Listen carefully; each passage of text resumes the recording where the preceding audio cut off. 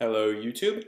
As many of you already probably know, Apple today held an event to announce the iPhone 5S and the iPhone 5C. That just went on over the last couple of hours, and they announced pretty much everything everyone was expecting them to. In this video, I'm going to be showing you all the new features that they announced for the two devices, and just going over the features and specs of each and how they compared to the rumors that we saw.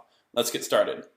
Apple announced that they're going to have three different colors for the iPhone 5S. There's going to be gold, there's going to be a color called slate, and there's going to be a color called silver. Silver will essentially be what the white iPhone 5 was.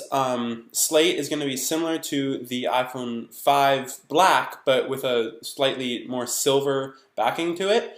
And the gold will be what you saw in some of our videos, basically white glass with a gold anodized aluminum backing. So those are the three ones that Apple will offer. For the iPhone 5C, they offered several more colors. There's going to be, all of them plastic, there's going to be white, red, yellow, blue, and green. So those are the colors that everyone was pretty much expecting. You saw the white iPhone 5C backing on our channel, but that's basically the different colorings that are going to be available for the iPhone 5C. And in terms of features, the iPhone 5C is essentially an iPhone 5 with different new sort of casing to it. It has most of the same specs, so it has an A6 processor, 8 megapixel camera, and it's going to be downgraded just like the iPhones usually are. It's going to be available for $99 on contract for the 16 gigabyte version, or $199 on contract for the 32 gigabyte version.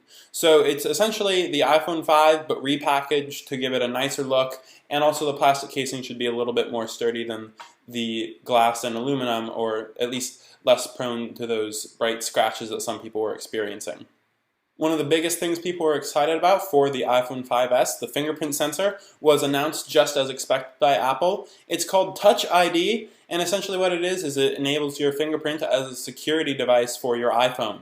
In addition to being able to unlock your iPhone with a touch of the home button, you can also approve purchases for apps, iBooks, basically anything you would sort of need a password for or a passcode. It's replaced with your fingerprint.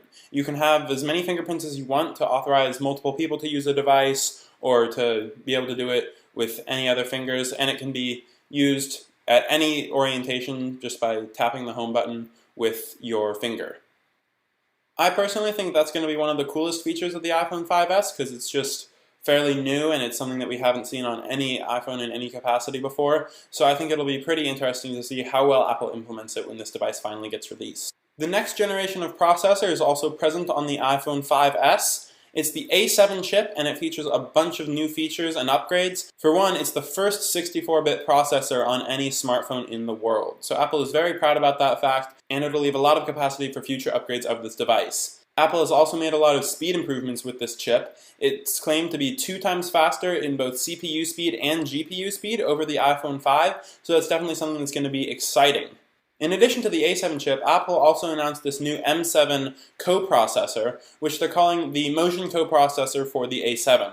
Before, if apps wanted to use the accelerometer or gyroscope or compass, they would have to tap directly into the A7, and it would potentially drain battery if it was a pedometer app or something that was using the accelerometer a lot over and over.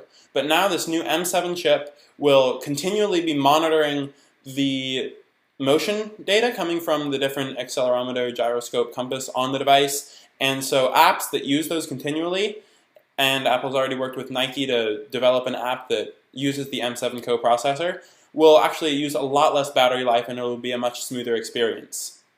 The camera is another area of the iPhone 5S that has received a lot of upgrades. The camera now is able to take even higher resolution photos with a better sensor, larger aperture, lots of things that just make it a much better camera. You can also get 10 photos taken per second, and then go back and choose which one captured the moment you want perfectly. So it'll be able, if you take a lot of photos with your iPhone but can never quite get the right shot, or you take action shots, this will make it a lot easier to actually get the picture that you want. The flash has also been updated with 2 different colors, one sort of more yellow and one white, so that based on the lighting in the current situation, the iPhone will actually be able to sort of match the lighting in the room and give you a better color so that you don't get as washed out by just a pure white LED flash.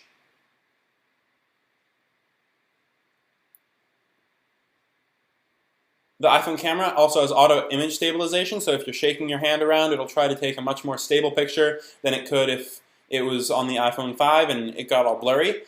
There's also a new high-speed mode to the video, and you can also zoom while you're taking video. What that means is that you can shoot at about 120 frames a second, and then go back and slow that down to a normal watching pace, so that you can actually get slow-motion videos on the iPhone 5S. Finally, Apple also announced a new case for the iPhone 5S, which is made out of leather and comes in a variety of colors: yellow, sort of a white, pinkish color, blue, brown, black, and of course red. So that's basically it for the new features of the iPhone 5S. You can see here the comparison of the leaked casings as well as what was actually released. But that's all we have for now. Thank you for watching, and be sure to subscribe if you want to see any more updates on these devices. We will be showing off both of them in the near future, so stay tuned. Thanks for watching, and please subscribe. If you want to order these devices, you can get them starting on September 20th. So be sure to check back then and mark that date on your calendar if these are items that you want to buy.